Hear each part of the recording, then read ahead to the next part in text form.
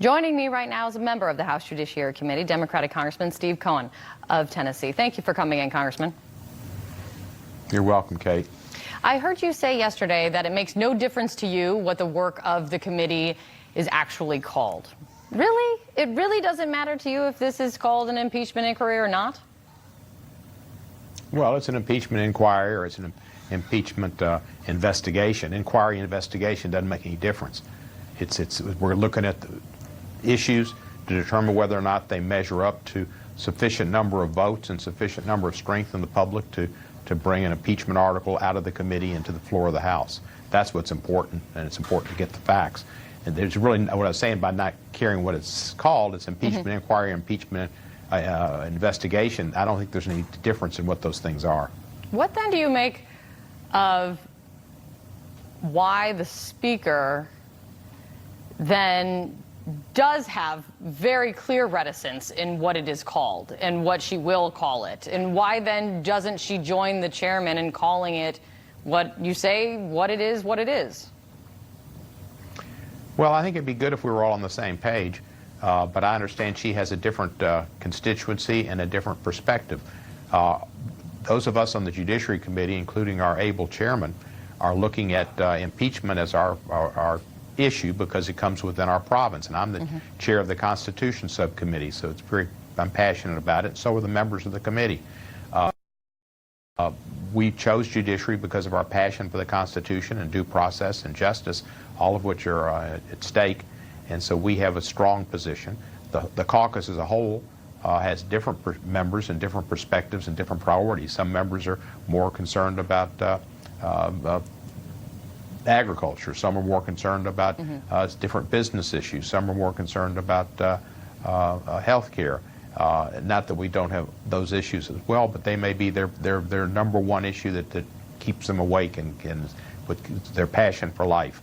And so the impeachment issue may not be as strong in their minds, and particularly in their districts. Most of us on Judiciary Committee come from districts that are pretty blue. And there's a couple of people like Lucy McPath that may not, but there's a different perspective, and Nancy's got to look at for the whole caucus. Yeah, I will just say that from the outside looking in on something as important as impeachment is, what has become kind of something of a name game, it just seems somewhat ridiculous when everyone, as you said, should be on the same page. But regardless, I want to ask you about an issue that came up last night.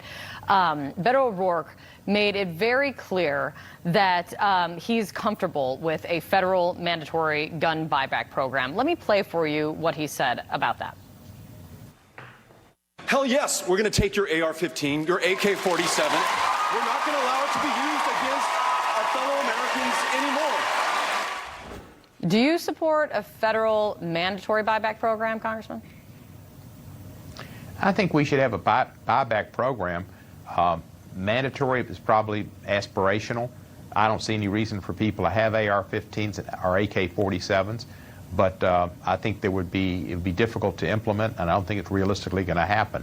Those are weapons that the military should use. There's no reason to have them on our streets. The prohibition we had till 2004 should not have been allowed to die. It was not renewed.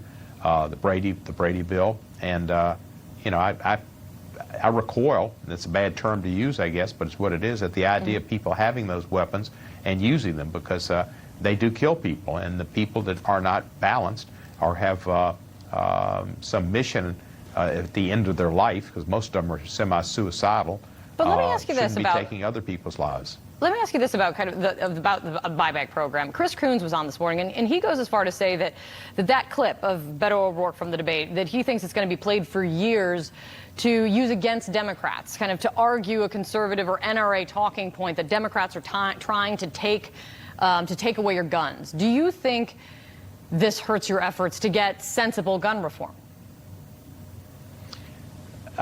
It doesn't help. The NRA is never going to go for anything. They don't want the camel's nose under the tent program, and they want to stretch it as far as they can to let guns be everywhere. I mean, that's where they're coming from. I passed the right to carry bill in Tennessee in the 90s when I was a state senator.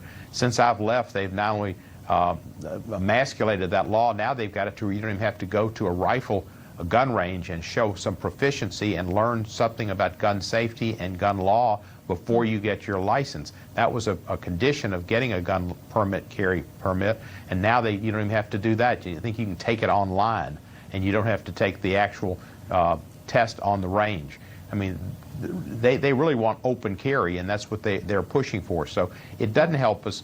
There's a lot of things in these debates that really get at me. I want to beat Donald Trump. That's my intent. The worst president, the most impeachable president in history, an aberrant president. Get rid of him. And I'm afraid that these Democratic debates, going after each other, going after Joe Biden, taking extreme idealistic positions that are well-intentioned and aspirational but have no chance of becoming law, are going to hurt us in beating Donald Trump, which is what it's about. And as far as Joe Biden's age, let me tell you something.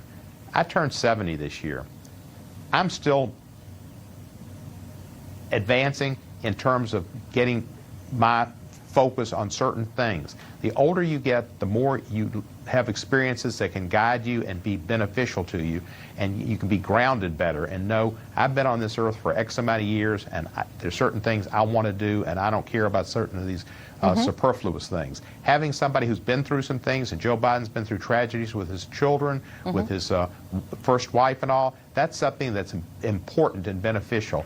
And I think Joe Biden's got the wisdom and the courage and the judgment, if there's any question about any other issues, that people who are younger don't have. And we have to understand that. And I think Joe Biden came out the winner. Congressman, thanks for your time. I appreciate your perspective today.